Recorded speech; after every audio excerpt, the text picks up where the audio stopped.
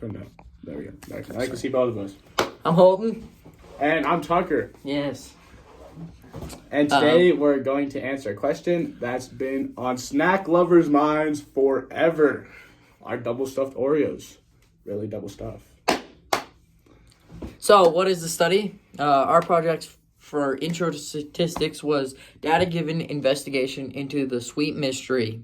We want to know if double stuffed Oreos actually have twice as much cream as the original ones, like the name suggests. So our study questions were, number one, obviously, are double stuffed Oreos truly double stuffed? And then two, what is the actual difference in cream between the two types? And our hypothesis was, so our null was all double stuffed Oreos are exactly double stuffed, double the amount of cream. And then our alternate was double stuffed Oreos actually do not contain double the amount of cream. So how we did it, we used a stratified random sample of 30 original and 30 double stuffed Oreos purchased from 3 different stores, Meeker, Colorado. We carefully selected all the cream, weighed on a digital scale, and recorded everything in a Google Sheet. We'll be analyzing the 60 cookies, 30 regular and 30 double stuffed, purchased from Watts, Family Dollar, and Dollar General. And then we carefully dissected. Yeah, dissected. I can never read this word. Each Oreo and measured its mass of the cream. So, we selected the cookies randomly from each pack, which came from those 3 stores that we just said. Then we used a digital gram scale, which was accurate to the nearest 10th gram, so 0.1 grams.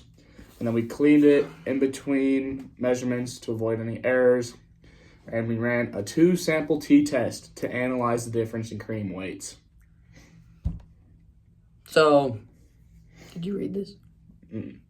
Okay, so what did we measure? We measured the mass of cream in each cookie. Then we calculated the average for both types of cookies and compared them. Question 1, are double stuffed? We're answering question number 1, my bad. So that was, are they double stuffed? And no, they are not exactly double stuffed. But there is a twist. They actually have more amount of cream. But we can't statistically prove that because our test was to see if they're equal to or if they're not equal to. Since that was our test, even though the results may show that it's more than double stuffed, we cannot prove that. So this graph that's going to be showing up, boom, shows the frequency of regular Oreos. And as you can see, it appears about roughly normal distribution. A unimodal. Unimodal. Yep, yeah. About 31. Average looks about to be about 3 grams is the average mass of the cream in the regular Oreos. Yep, and then this next one, the double stuffed Oreos. He can say it. Boom. It appears to be a little skewed left, but it's also unimodal. And the average seems to be somewhere about 6.6-ish. And then we also have another table that shows all of our data for both Oreos, the mean, standard deviation, minimum, the ends, maximum, how many we sampled. All the good data we need to know. So question 2 was how much more. Original Oreos had an average mass of 2.91 grams. Double stuffed average 6.83 grams. That's ratio about 2.35 to 1. Not just 0.2 or 2.0. Gosh. Okay.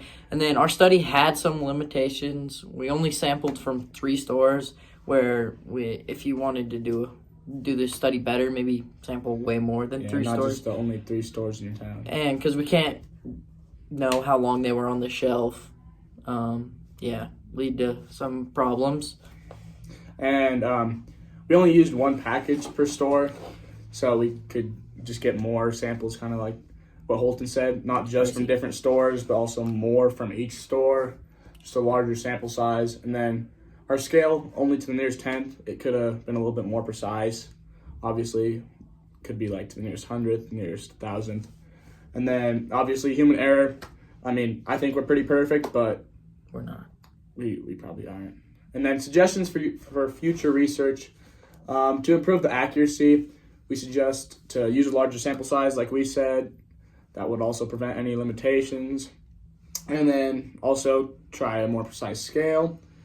And then also our final thing is other types of Oreos, like the flavored ones, the mega stuff, the thin ones, the triple stuff or something like that. Just the different types. See how those fall into this.